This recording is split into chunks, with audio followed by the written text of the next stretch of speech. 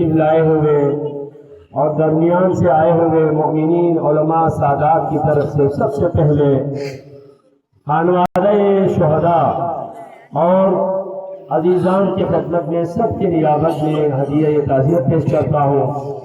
اور آپ خوش نصیب ہیں کہ حاجی محمد علی جو شہادت کے درجے پر فائز ہوئے، شہادت ایک ایسا درجہ ہے جو قیامت میں شفاعت بھی کر سکتے ہیں۔ تو انشاءاللہ آپ ویسے نہیں کہتے، شہید کا تعلق مردوں سے کم زندوں سے زیادہ ہوتا ہے، اسی لیے ہم نعرہ ویسے نہیں لگاتے۔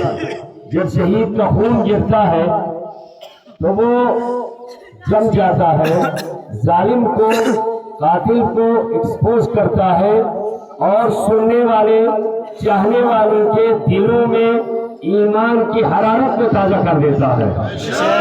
یہ ویسے ہم نہیں کہتے شہید کی جو موت ہے وہ قوم کی حیات ہے، لیکن یہاں پر تعزیت کے ساتھ ساتھ اور میں آپ کو ایک اور جو مرکز کی طرف سے کردو مرکز کی طرف سے انجمن امامیہ کے صدر آغا باقر الحسینی کی طرف سے اور پورے علاقے کے سرپرست علامہ شیخ محمد حسن جعفری حفظہ اللہ کی طرف سے اور وہاں مرکزی علماء کرام کی طرف سے آپ تمام کی خدمت میں ایک بار پھر تعزیت پیش کرتا ہوں، اور ان سب نے دعا کی ہے کہ جو خانوادہ شہداء ہیں ان کو پروردگار صبر جمیل عطا کر یا اللہ۔